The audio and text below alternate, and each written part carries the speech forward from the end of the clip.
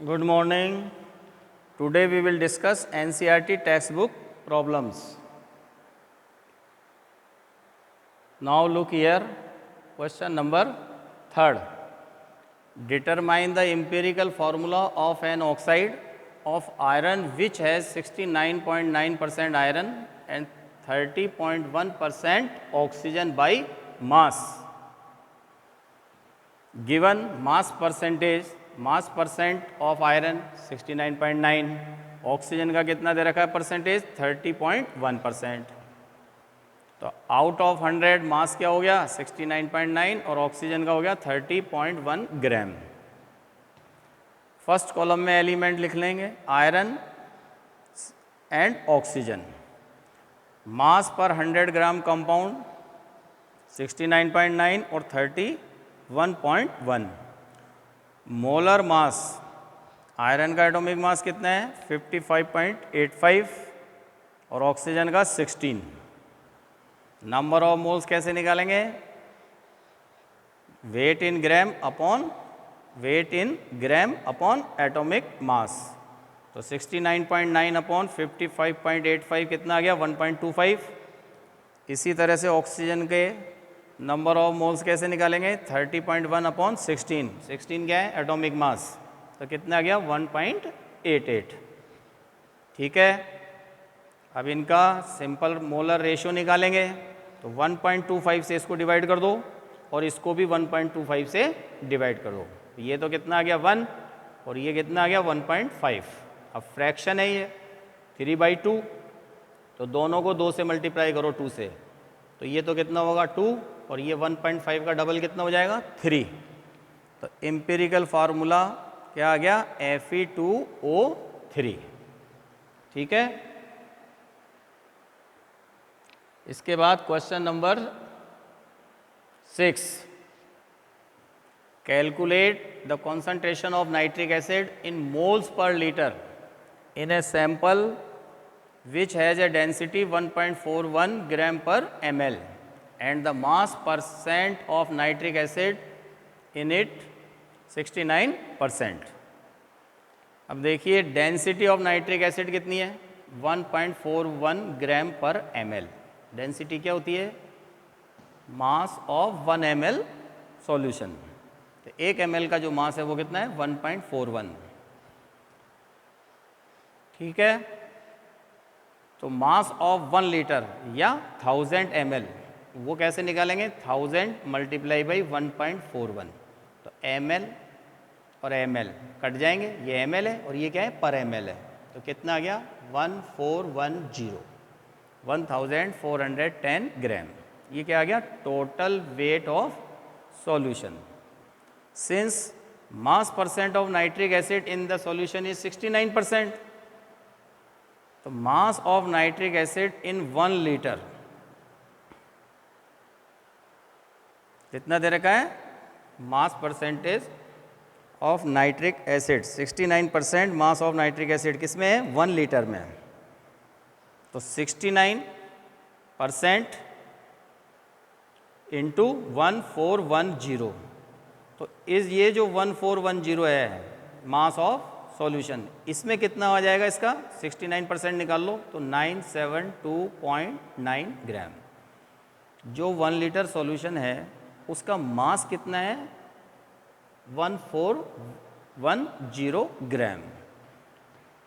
तो इतने ग्राम के अंदर नाइट्रिक एसिड का मास कितना आएगा, तो वो कितना आता है 69% है, तो 69% ऑफ 1410 कितना आ गया 972.9 gram. Molar mass of nitric acid क्या होता है 63 ग्राम पर मोल। अब फार्मूला क्या है moles of nitric acid in 1 litre solution is equal to molarity of solution, क्योंकि 1 लीटर में जितने मोल्स होते हैं उसी को अपन मोलरिटी बोलते हैं। तो कितने आ गया 1 लीटर में कितना मास है इसका 972.9 ग्राम।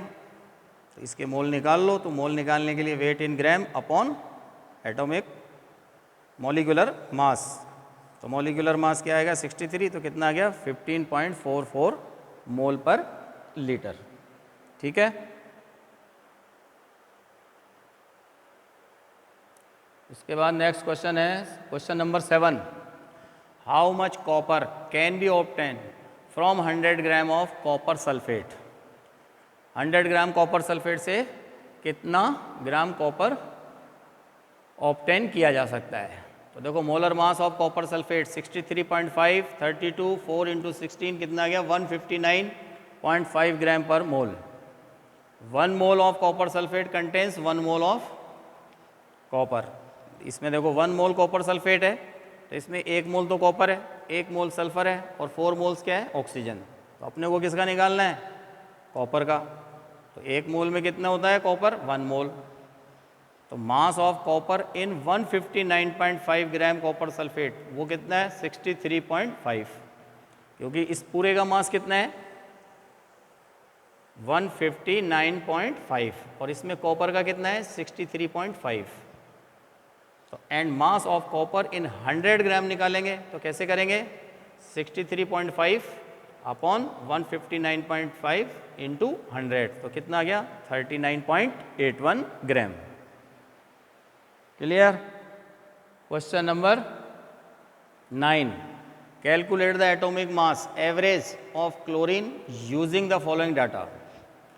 क्लोरीन के 2 एटॉमिक मास हैं, एक 35 है और एक क्या है 37। एटॉमिक नंबर 17 है, दोनों आइसोटॉप हैं। तो इसका दे रखा है 75.77% और क्लोरीन 37 का जो एबंडेंस है वो कितना है नेचुरल एबंडेंस कितना है 24.23। मोलर मास 34.9 और 36.9 तो करीब करीब 35 और ये कितना हो गया 37। तो देखो from the data fractional abundance of 35 chlorine कितना है 0.7677। एटॉमिक मास 34.966 और इसी तरह से 37 वाले का कितना आ जाएगा 0.2423। ठीक है, ये आउट ऑफ 1। तो एटॉमिक मास 36, एवरेज कैसे निकालेंगे इसको मल्टीप्लाई करो इससे 34.96 से और 0.2423 ये 37 वाले का है तो इसका मास कितना है 36.9 तो इससे मल्टीप्लाई करेंगे दोनों का टोटल कर दो तो कितना आ गया 35.4897। This is the average atomic mass of chlorine.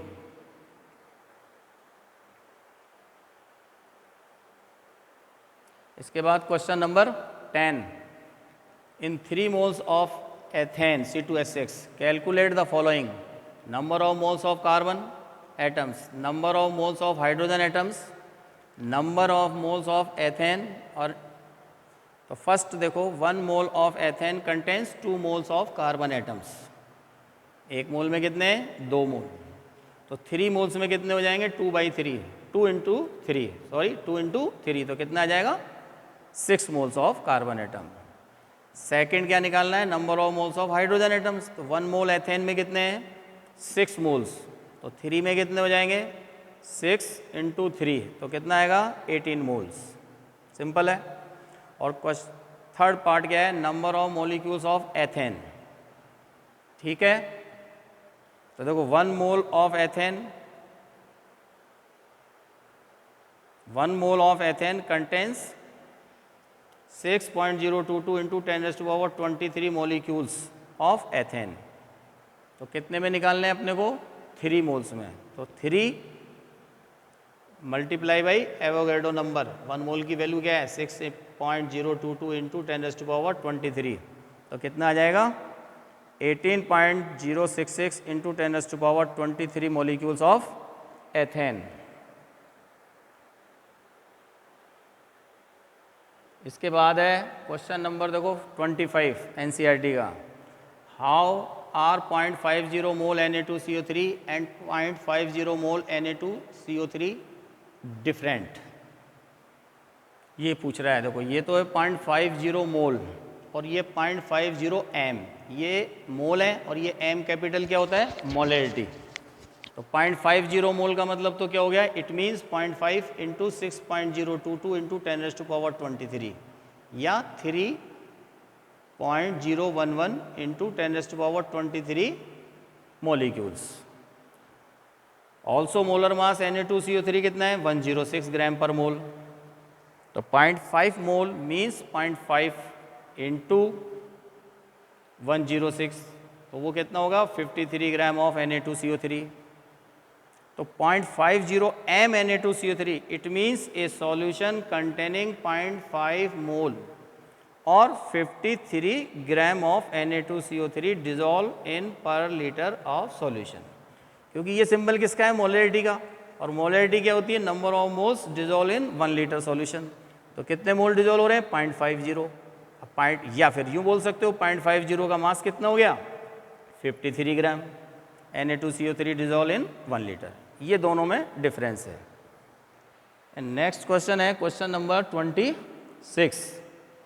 If 10 volume of dihydrogen gas react with 5 volumes of dihydrogen gas, dioxygen gas, how many volumes of water vapor would be produced? तो देखो 2H2 plus O2 2H2, ये हो गई balance equation. इसका कितना है 2 volume, इसका कितना रिएक्ट हो रहा है 1 वॉल्यूम, यहाँ कोफिशिएंट क्या है 1, तो इसका कितना बन रहा है 2। तो 2 volume of H2 react with 1 volume of O2 to produce 2 volumes of H2O gas. तो जब 10 volume of H2 would react with 5 volumes of O2 to produce कितना बनेगा 10 volumes of H2O gas. Thus the given volumes of H2 10 volumes and oxygen 5 volumes would react completely and produce 10 volumes of water vapors. In next class we will start next unit, second atomic structure. Thanks.